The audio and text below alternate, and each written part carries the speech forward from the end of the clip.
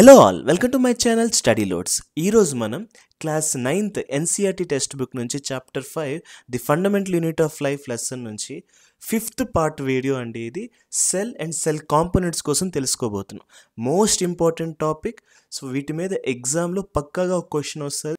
So ఇప్పటి వరకు మీరు నా ప్రీవియస్ వీడియోస్ ఏవి చూడకపోతే ఆ వీడియోస్ అన్ని చూసాక ఈ వీడియో చూడండి, లేకపోతే మీకు కొన్ని చోట్ల మీకు అర్థం కాదు. సో ఈ వీడియో మీరు ఫస్ట్ నుంచి లాస్ట్ వరకు ఎక్కడ స్కిప్ చేయకుండా చూస్తే మీరు ఈరోజు ఒక మంచి టాపిక్ నేర్చుకోబోతున్నారు. Okay, so without wasting much time let's start the topic. Cell components. If you studies cell under a microscope we would come across 3 features in almost every cell. ఏ సెల్ అయినా మనం మైక్రోస్కోప్లో పెట్టి అబ్జర్వ్ చేస్తే మనకి 3 features ప్రతి సెల్లో కూడా కనబడతాయి. అవి ఏంటంటే plasma membrane, nucleus, cytoplasm. All activities inside the cell and interactions of the cell with its environment are possible due to these features. So ప్రతి సెల్లో ఇన్సైడ్ ఏ యాక్టివిటీస్ జరగాలన్నా or environment outside of the సెల్తో interact అవ్వాలన్నా మనకి ఈ 3 features major role play చేస్తాయంట. ఓకే, నెక్స్ట్ ఇప్పుడు మనం సెల్లో ఉన్న బేసిక్ 3 ఫీచర్స్ ఏంటో చూద్దాం. ఇక్కడ మీరు అబ్జర్వ్ చేస్తే అవుటర్ మోస్ట్ లేయర్ ఏదైతే ఉందో దాన్ని మనం ప్లాస్మా మెంబ్రేన్ అంటాం. ఓకే, ఏమంటాం? Plasma membrane. ఏదైతే ఇన్సైడ్ ఒక సర్కిల్ ఉందో బ్లూ కలర్తో రిప్రజెంట్ చేశానో దాన్ని మనం న్యూక్లియస్ అంటాం. ఓకే, ఇప్పుడు ఈ న్యూక్లియస్కి ఈ ప్లాస్మా మెంబ్రేన్కి మధ్యలో ఎల్లో కలర్తో ఏదైతే రిప్రజెంట్ చేశానో ఇదంతా కూడా ఫ్లూయిడ్ అండి. ఈ స్పేస్ అంతా కూడా ఫ్లూయిడ్తో ఫిల్ అయి ఉంటుంది. దీన్ని మనం సైటోప్లాజం అంటాం. ఓకే, ఏమంటాం? సైటోప్లాజం అంటాం. సో ఏ సెల్ అయినా కూడా మీరు ర్యాండమ్గా తీసుకొని మైక్రోస్కోప్లో అబ్జర్వ్ చేస్తే మీకు ఈ 3 ఫీచర్స్ అయితే పక్కాగా కనబడతాయి. ఈ 3 కాకుండా ఇంకేవైనా కనబడినా అవన్నీ కూడా సెల్ ఆర్గనల్స్ అంటారు. ఓకే, సో ఈరోజు మనం ఈ 3 ఫీచర్సే కాకుండా మిగతా అన్ని cell organelles, all cell components inside of the cell ఏమేమి ఉన్నాయో, వాటి ఫంక్షన్స్ ఏంటున్నాయో ప్రతిదీ కూడా మనం ఈ స్లైడ్స్లో నేర్చుకోబోతున్నాం. Okay, next cell types. Cell basically divided into 2 types అండి. Okay, 2 types. One is animal cell, another one is plant cell. So ఇది మనం ఎలా చెప్పగలం? సింపుల్గా చూడండి. యానిమల్ సెల్కి సెల్ వాల్ ఉండదు, ప్లాంట్ సెల్కి సెల్ వాల్ ఉంటుంది. ఓకే, సెల్ వాల్ ఉంటుంది. యానిమల్ సెల్కి సెల్ వాల్ ఉండదు. సో ఇది ఫస్ట్ బేసిక్ డిఫరెన్స్ అండి. ఓకే, సో ప్లాంట్ సెల్కి సెల్ వాల్ ఉంటుంది, యానిమల్ సెల్కి సెల్ వాల్ ఉండదు. ఇంకేం డిఫరెన్స్ ఉంటుంది? ప్లాంట్ సెల్లో మనకి క్లోరోప్లాస్ట్, ఓకే, ప్లాస్టిడ్ ఒక కాంపోనెంట్ క్లోరోప్లాస్ట్ ఉంటుంది. యానిమల్ సెల్లో క్లోరోప్లాస్ట్ ఉండదు. ఓకే, ఇంకా ప్లాంట్ సెల్లో లేనిది యానిమల్ సెల్లో ఉండేది ఏంటి అంటే సెంట్రియాల్. ఓకే, సెంట్రియాల్ అనేది యానిమల్ సెల్లో ఉంటుంది కానీ ప్లాంట్ సెల్లో ఆబ్సెంట్. ఓకే, సో ఇవి బేసిక్ ఫీచర్స్. ఇవి కాకుండా మిగతావన్నీ కూడా సేమ్ కాంపోనెంట్స్ అండి. యానిమల్ సెల్లో ఏ కాంపోనెంట్స్ ఉంటాయో ప్లాంట్ సెల్లో కూడా అవే కాంపోనెంట్స్ ఉంటాయి. సో ఏ డిఫరెన్స్ ఉండదు. సో సింప్లీ చెప్పాలి అంటే ప్లాంట్ సెల్లో సెల్ వాల్ ఉంటుంది, క్లోరోప్లాస్ట్ ఉంటుంది. ఆ 2 కూడా యానిమల్ సెల్లో ఉండవు. అలానే యానిమల్ సెల్లో సెంట్రియాల్ ఉంటుంది, అది ప్లాంట్ సెల్లో ఉండదు. ఓకే, ఇప్పుడు మనం సెల్ యొక్క ఫస్ట్ కాంపోనెంట్ ప్లాస్మా మెంబ్రేన్ కోసం తెలుసుకుందాం. ఓకే, సో ప్లాస్మా మెంబ్రేన్ అంటే ఏంటి? So this is the outermost covering of the cell that separates the contents of the cell from its external environment. Plasma membrane అనేది outermost covering of the cell. So ఇక్కడ మీరు observe చేస్తే outer most covering, so చూసారా ఒక circle ఉంది. Outer most covering of the cell అది ఏం చేస్తుంది? లోపట ఉన్న కాంపోనెంట్స్కి బయట ఉన్న కాంపోనెంట్స్కి వేరు చేస్తుంది. It separates the contents of the cell from it's external environment. So ఈ సెల్ చుట్టూ ఏదైతే ఉందో వాటి నుంచి వేరు చేస్తుంది దీని లోపట ఉన్న కాంపోనెంట్స్ని. Okay, so next, a plasma membrane is flexible and is made up of organic molecules like lipids and proteins. ఈ ప్లాస్మా మెంబ్రేన్ దేనితో తయారవుతుంది అంటే లిపిడ్స్ అండ్ ప్రోటీన్స్తో తయారవుతుంది. And it is flexible in nature. మీకు లాస్ట్ క్లాస్ ఐడియా ఉంటే active ట్రాన్స్పోర్ట్లో మనం ఎండోసైటోసిస్, ఎక్సోసైటోసిస్ కోసం తెలుసుకున్నాం. ఈ రెండు ప్రాసెస్ కూడా మనకి ప్లాస్మా మెంబ్రేన్ ఫ్లెక్సిబుల్గా ఉంటే మాత్రమే అవుతుంది. సో అక్కడ మనం చదువుకున్నాం ఆల్రెడీ, ప్లాస్మా మెంబ్రేన్ తనకి తాను ఫ్లెక్సిబుల్ చేసుకొని so inward flow, outward flow చేస్తుంది. ఓకే, సో దానికోసం ఇక్కడ మనం మాట్లాడుకుంటున్నాం. సో దాని మీద మీకు ఐడియా కావాలంటే ఆ వీడియో మీరు చూడండి, ఆ లింక్ అనేది నేను డిస్క్రిప్షన్ బాక్స్లో ఇస్తాను. Plasma membrane is flexible and it is made up of organic molecules like lipids and proteins. Okay, next one. The plasma membrane allows or permits the entry and exit of some materials in and out of the cell. So plasma membrane ఒక main function ఏంటండి? So it allows or permits. So దేనైనా లోపలికి రావాలన్నా, okay, ఏదైనా బయటికి పోవాలన్నా, entry or exit of some materials in and out of the cell, ఆ పనంతా ప్లాస్మా మెంబ్రేన్ చూసుకుంటుంది. సో జస్ట్ లైక్ మీకు సింపుల్గా మన వాడిక భాషలో చెప్పాలంటే టోల్ గేట్ లాంటిదండి. సో టోల్ గేట్ పని ఏంటి? వెహికల్స్ని ఎంట్రీ చేయడం, వెహికల్స్ని ఎగ్జిట్ చేయడం చేస్తుంది. టోల్ గేట్స్లో 2 వీలర్స్ 3 వీలర్స్కి టోల్ ట్యాక్స్, టోల్ ఛార్జెస్ కట్టక్కర్లేదు. ఓకే, సో ఆఫ్టర్ 4 వీలర్స్ నుంచి మాత్రమే కట్టాలి.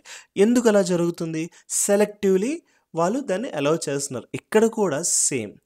సో ఒక మెంబ్రేన్ ఉంటుంది, ఇది సెలెక్టివ్లీ యాక్ట్ చేస్తుంది, జస్ట్ లైక్ ఒక టోల్ గేట్ కాన్సెప్ట్ లాగా. అందులో ఎలాగైతే అబవ్ 4 వీలర్స్కి మాత్రమే toll charges, toll fare collect చేస్తారు, మిగతా వాళ్ళకి ఫ్రీగా ఒక వేలో వదిలేస్తారు, ఇక్కడ కూడా ప్లాస్మా మెంబ్రేన్ కొన్నిటికి మాత్రమే అలౌ చేస్తుంది, కొన్నిటికి ప్రివెంట్ చేస్తుంది వెళ్ళనివ్వకుండా. Okay, so plasma membrane selectively ఈ ఆపరేషన్ చేస్తుంది. సో ఇక్కడ మీరు అబ్జర్వ్ చేయండి, it also prevents movement of the some materials, the cell membrane therefore called selectively permeable membrane. So membrane ఏం చేస్తుంది? ఎంట్రీ ఎగ్జిట్తోనే కాదు, కొన్నిటికి ఎలో కూడా చేయదు, ప్రివెంట్ చేస్తుంది. So I repeat, plasma membrane 3 పనులు చేస్తుందండి. ఓకే, మొదటిది ఎంట్రీ చూసుకుంటుంది, ఎగ్జిట్ చూసుకుంటుంది, అలానే కొన్నింటికి ప్రివెన్షన్ చూసుకుంటుంది. సో ఏవేవి అలౌ చేయాలో లోపటికి, ఏవేవి లోపటి నుంచి బయటికి అలౌ చేయాలో, ఏవేవి అస్సలు రానివ్వకూడదో, ఇవన్నీ కూడా సెలెక్టివ్లీ ఆపరేట్ చేసే మెంబ్రేనే plasma membrane. It is made up of lipids and proteins and it is flexible in nature. Clear? Next component, cell wall. The cell wall lies outside the plasma membrane having another rigid outer covering called cell wall. So cell wall అనేది ఎక్కడ ఉంటుంది? దీని position ఏంటి అంటే plasma membrane ఇప్పుడు ఏదైతే మనం చదువుకున్నామో దానికి అవుట్ సైడ్. సో ఇది మన ప్లాస్మా మెంబ్రేన్ ఏదైతే ఓవల్ షేప్లో ఉందో అది ప్లాస్మా మెంబ్రేన్. దాని అవుటర్ వే, ఓకే, దాని అవుటర్ కవరింగ్లో ఇప్పుడు చూసారా ఒక రెక్టాంగిల్ లాగా కనబడుతుంది మీకు. సో ఇదేదైతే ఉందో దాన్ని మనం సెల్ వాల్ అంటాం. ఓకే, సో మీకు ఆల్రెడీ చెప్పాను, ఈ సెల్ వాల్ అనేది కేవలం ప్లాంట్ సెల్లో మాత్రమే ఉంటుంది, యానిమల్ సెల్లో ఉండదు. సో దీని ఒక మెయిన్ పని ఏంటో తెలుసుకుందాం. సో సెల్ వాల్ ఒక మెయిన్ పని ఏంటి అంటే ఇట్ గివ్స్ రిజిడిటీ. సో సెల్కి ఒక పటుత్వం ఇస్తుంది. ఓకే, రిజిడ్ అవుట్ కవరింగ్ ఇస్తుంది. అయితే ఈ సెల్ వాల్ అనేది ప్లాంట్స్ ఒక్కటికే ఉండదండి, ప్లాంట్స్తో పాటు ఫంగీకి ఉంటుంది, బ్యాక్టీరియాకి ఉంటుంది. కాకపోతే ఈ సెల్ వాల్ దేంతో తయారవుతుంది అని మనం తెలుసుకోవాలి. సో ప్లాంట్ సెల్లో సెల్ వాల్ దేంతో తయారవుతుంది? సెల్యులోస్తో తయారవుతుంది. ఫంగీలో దేంతో తయారవుతుందండి? చిటిన్ అనే మెటీరియల్తో తయారవుతుంది. అలానే బ్యాక్టీరియాకి వచ్చేసరికి సెల్ వాల్ పెప్టిడోగ్లైకాన్తో తయారవుతుంది. ఇవన్నిటికి కూడా సెల్ వాల్ ఉంటుంది. ఓకే, సో సెల్ వాల్ ఒక మెయిన్ ఫంక్షన్ ఏంటి చూద్దాం. Cell wall permits the cell of to withstand very dilute hypotonic external media without bursting. In such media, the cell tend to take up water by osmosis. The cell swells, building up pressure against the cell wall. The wall exerts an equal pressure against the swallowing cell. Because of their walls, such cells can withstand much greater change in the surroundings medium than animal cells. So, ఈ paragraph మనకి ఏం చెప్తుంది అంటే cell wall ఉండడం వల్ల మనకి osmosis process జరిగినప్పుడు so outside ఎన్విరాన్మెంట్లో హై కాన్సన్ట్రేషన్ ఉండి లోపల లో కాన్సన్ట్రేషన్ ఉంటే సో ఎన్విరాన్మెంట్లో ఉన్న అవుట్ సైడ్లో ఉన్న వాటర్ బాడీ లోపలికి వచ్చేస్తాయి, H2O లోపలికి వస్తే ఆటోమేటిక్గా సెల్ అనేది స్వెల్ అవుతుంది, అంటే ఎన్లార్జ్ అయిపోద్ది. అలాగే ఎన్లార్జ్ అయినప్పుడు ఒకనొక టైంకి అది బ్లాస్ట్ అయిపోతుంది. ఇది జనరల్గా యానిమల్ సెల్లో జరుగుతుంది. కాకపోతే ప్లాంట్ సెల్కి వచ్చేసరికి అలా జరగకుండా ఆపేదే ఈ సెల్ వాల్.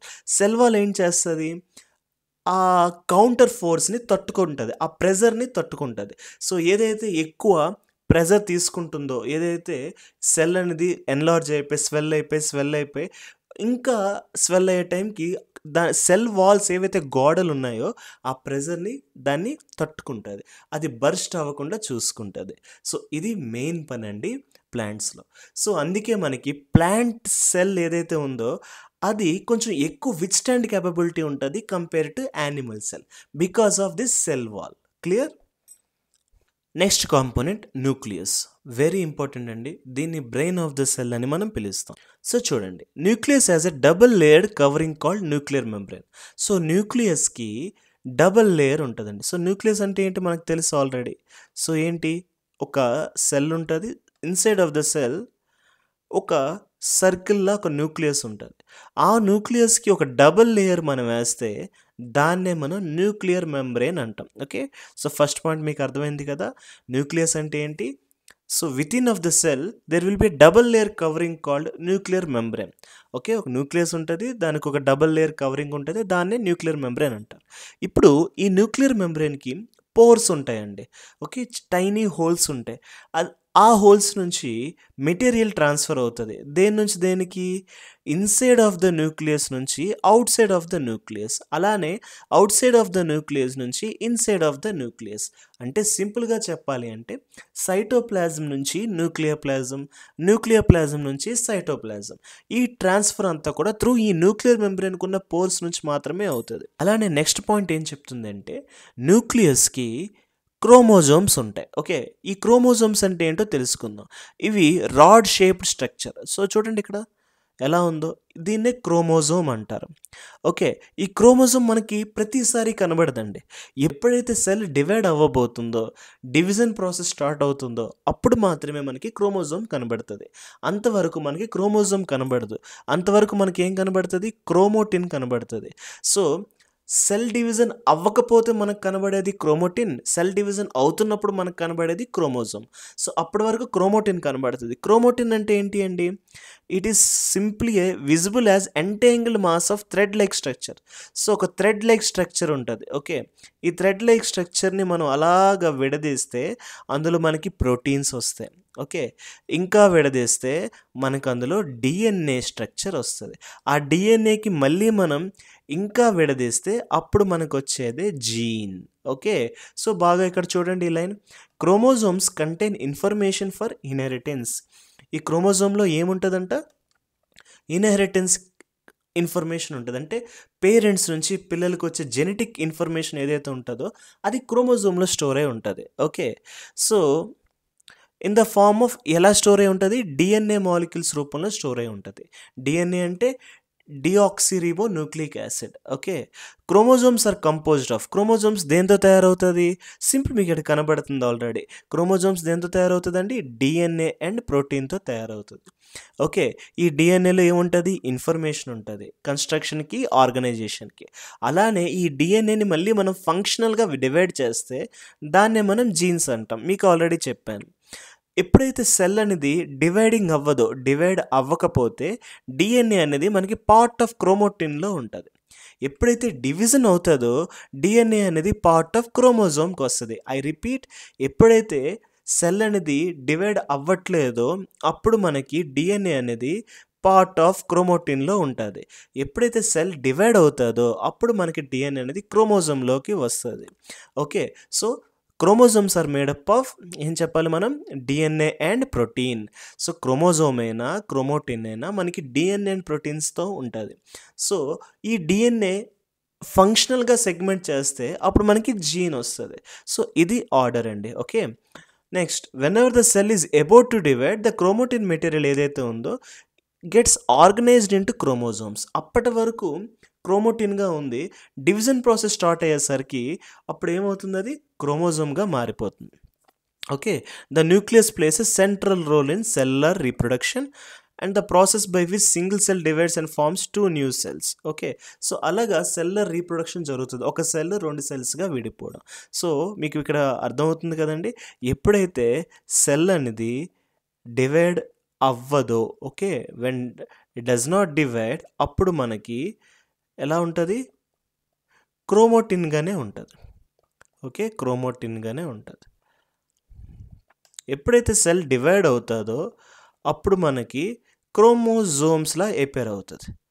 ఓకే, అప్పుడు మనకి క్రోమోజోమ్స్లా ఎపేర్ అవుతుంది. సెల్ డివైడ్ అయినప్పుడు మనకి క్రోమోజోమ్స్లో ఎపేర్ అవుతుంది. క్రోమోటిన్ ఎలా ఉంటుందండి, ఒక థ్రెడ్ స్ట్రక్చర్, ఎంటాంగిల్ థ్రెడ్ స్ట్రక్చర్లా ఉంటుంది.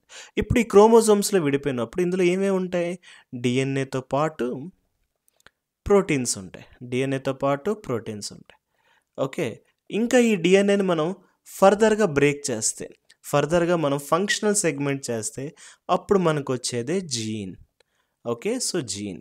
సో డిఎన్ఏలో ఏంటో క్యారీ అవుతుందండి, జెనెటిక్ ఇన్ఫర్మేషన్, ఇన్హెరిటెన్స్, పేరెంట్స్ నుంచి ఆఫ్ స్ప్రింగ్స్కి వచ్చే జెనెటిక్ ఇన్ఫర్మేషన్ డిఎన్ఏలో స్టోర్ అయి ఉంటుంది. డిఎన్ఏలో స్టోర్ ఉంటుందంటే త్రూ జీన్స్ లాగా స్టోర్ అయి ఉంటాయి అవి. ఓకే, సో సెల్ డివైడ్ అయితే మనకి క్రోమోజోమ్, సెల్ డివిజన్ అవ్వకపోతే క్రోమోటిన్. ఇవన్నీ కూడా ఎక్కడ జరుగుతుందండి, విత్ ఇన్ న్యూక్లియస్లో జరుగుతుంది. క్లియర్? నెక్స్ట్ ఇప్పుడు మనం ప్రొక్యారిటిక్ ఆర్గనిజమ్స్కి యూకారియోటిక్ ఆర్గనిజమ్స్కి డిఫరెన్సెస్ ఏంటో చూద్దాం. ఫస్ట్ డిఫరెన్స్ ప్రొక్యారిటిక్లో సైజ్ ఎలా ఉంటుంది, generally small, 1 to 10 micrometres. Micro అంటే 10⁻⁻�6 అండి.